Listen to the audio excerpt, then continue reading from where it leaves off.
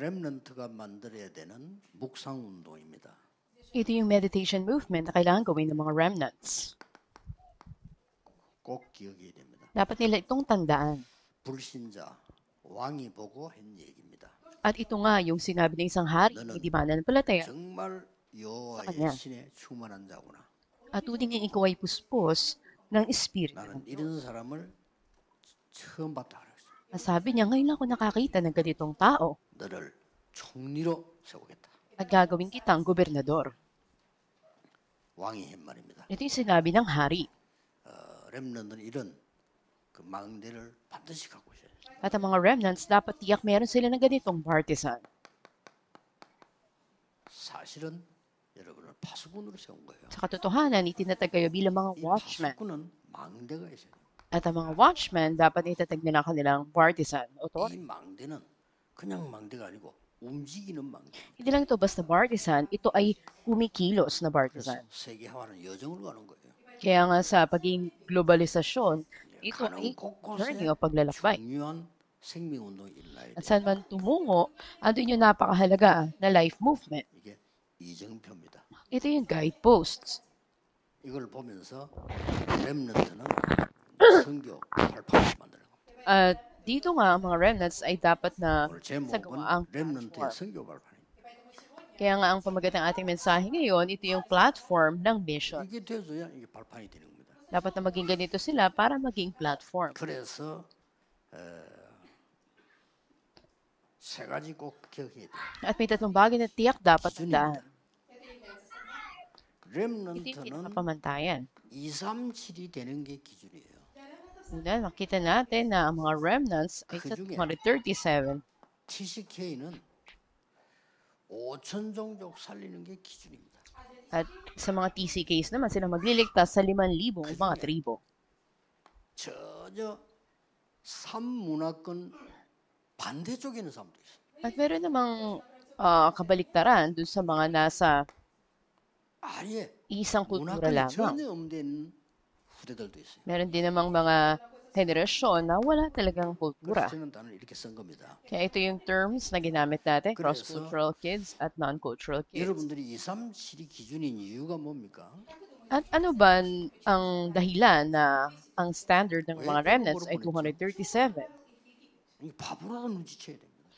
At bakit nga ba sa 아무나 Ehipto? 보니까 Parang hindi siya pupunta doon, kaya 갈 pinadala siya. 사람이 없어. Dahil wala namang 갈만한 gustong 사람을 pumunta 찾는 doon. 게 요셉이에요. At wala lang iba na nararapat pumunta doon, 그래서 kundi si 애굽으로 Joseph. 보내기로 한 겁니다. Kaya pinadala siya sa Ehipto. 왜냐? Bakit? 거기에 237 나라 있기 때문에 Dahil nandun ang 237 ng mga bansa. 이게 기준입니다. Ito yung pinaka-pamantayan nito.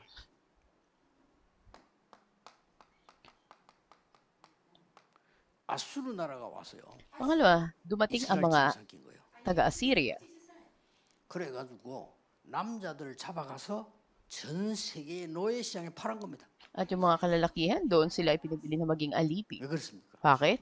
237 현장으로 보낸 겁니다. Para sila ipadala, isugod doon sa 237 ng 꼭 mga bansa. 기억해야 돼요. Tiyak na tandaan ito. 렘넌트 알면 쉽게 할 수 있습니다. Naging madali ito kung alam to ng mga remnants. 그래도 못 알아들어. Pero hindi pa rin maunawaan. 이번에는 나라가 바뀌었어. Kaya nang mabago ang bansa, 아람 나라가 공격하기 시작했어. sila ay inatake ng mga taga-Arab, 아람 mga 나라는 Arameo. 아람어를 세계적으로 쓸 수 있을 만큼 세계화된 나라예요. At makita natin, sa pamamagitan ng mga Arameo, ay magkakaroon ng globalisasyon. 그리로 보내는 겁니다. Kaya sila pinadala doon. 그래도 못 알아들어. Hindi pa rin nila naunawaan. 바벨론으로 보냅니다. At kaya sila pinadala sa Babylonia. 27 나라를 현재 움직이고 있는 어마어마한 나라를 보낸 겁니다. Ito natin 127 na panahon noon na napakaraming mga bansa dito. 드디어 로마로. At panghuli sa Roma, 여기는 뭐가 있습니까? ano naman nangyari ko? 모든 길은 로마로. Ang lahat ng standard doon ay nasa Roma. 많은 사람을 보낸 겁니다. At dito pinadala yung mga mag-eebanghelyo. 그래야 세계 흑암을 막을 수 있습니다. Kaya nahadlangan nila yung kadiliman sa buong daigdig. 여러분의 가치도 잘 모를 뿐만 아니라 복음의 가치를 잘 모르고 있어요. At marami sa atin hindi alam ang halaga ng ebanghelyo.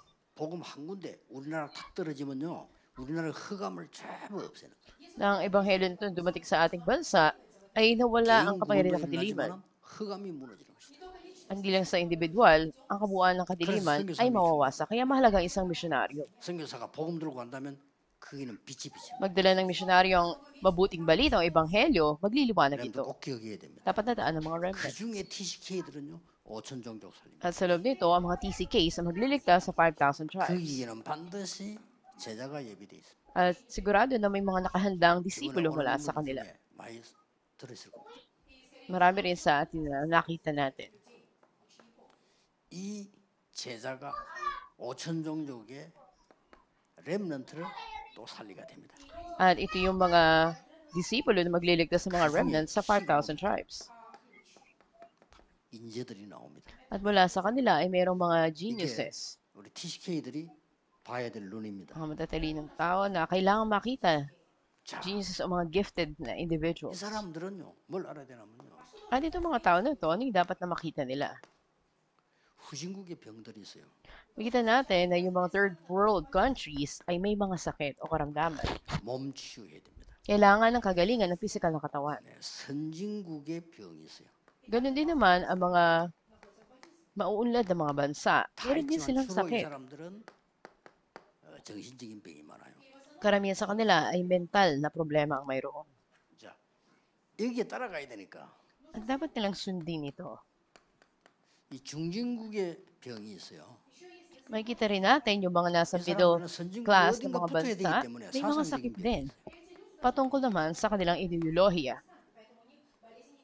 뭐 북한은 이제 러시아에 붙어야 되니까 중국과 붙어야 되니까 공산주의라는 거니까 North Korea, kailangan maging dikit sa Russia, kaya andun yung komunismo. 또 우리 한국 그거 하면 안 되니까 또 민주주의라는 병이 At dahil hindi ganito ang bansa natin na Korea, sila naman ay nasa 후진국은 아예 노예가 되는데 중진국이 문제. demokratikong 이거 어딘가를 pamahalaan. Ngunit ito yung makikita natin na sakit ng 그러니까 bawat 혼란이 bansa. 역사적으로 계속되는. At mula sa kasaysayan, nagpapatuloy ito. 이런 병을 고치려고 하면은 렘넌트를 해야 돼요. Kailangan ang mga remnants para gamutin ang mga sakit na ito. 기억해야 됩니다. Kaya tandaan ninyo, 우리 렘넌트들은 이걸 놓고 질문해야 돼요. kaya taglay mga ito, dapat magtanong ang mga 왜? remnants. 이때 나를 부른가? Bakit ako tinawag ngayon ng Diyos? 그걸 찾아내야 돼요. Ito yung dapat ninyong tandaan. 그러면 세 가지가 나올 겁니다. At tatlong bagay ang 왜 makikita 이 ninyo. 교회 나를 부르실까? Bakit ako pinadala ng Diyos sa simbahan na 아무리 ito? 작은 교회라도 또 왜 이 교회는 하나님 나를 부르실까? Gano'ng makaliit ang simbahan ninyo, bakit ka tinawag ng Diyos sa 세 simbahan na 가지가 yun? 나옵니다. Tatlong bagay ang makikita mo. 당연성. Una, yung tinatawag ng rightfulness o pagiging nararapat nito. 하나님이 나를 필요로 하신 겁니다. At andun yung necessity o pangangailangan. 필요성. 하나님의 절대 계획이 있는 겁니다. At pangatlo, mayroong tiyak na plano ang Diyos. Ito yung 세 가지를 absoluteness. 깨달아야 돼요. Ito yung tatlong dapat maunawaan ninyo. 당연성. Rightfulness, 하나님이 우리 부모님을 이 동네 보내서 할 수 없이 나는 여기 와서 당연성. pinadala ng Diyos ang mga magulang ko dito, kaya't ako rin naman ay naririto. Rightfulness. 부모님이 미국에 이민을 가서 할 수 없이 나는 거 태어난 거예요. At dahil andun pumunta sa Amerika yung mga magulang ko, wala akong nagawa kundi ipanganak ako doon. 그러나 두 가지 중에 Rightfulness, pero 왜 나를 bakit ako 무엇을 pangalawa? Ano? 선택했어요? Pangatlo, absoluteness. 렘넌트는 꼭 이렇게 찾아야 됩니다. Dapat hanapin to ng mga remnants. 렘넌트 통해서 일어날 일은 무궁무진하기 때문에 여러분들이 여러분 생각에 갇히지 말고 기도 계속 하셔야 됩니다. Patuloy na manalangin ng mga remnants upang tunay na maranasan ito. 기도하겠습니다. Manalangin tayo. 하나님께 Aming 감사드립니다. Diyos, salamat po. 앞으로 일어날 하나님의 생명의 역사에 동참하게 하심을 감사합니다. At salamat po na kami nakikisa sa gawain ng pagbibigay buhay. 오늘 이 모임과 기도가 역사적인 시간이 되게 해 At sa 주옵소서. pagtitipon na ito, sa aming pananalangin, maging parte ito 주 ng 예수 그리스도 kasaysayan. 이름으로 Ito ang 기도하옵나이다. aming dalangin sa pangalan ng Panginoon Kristo. Amen.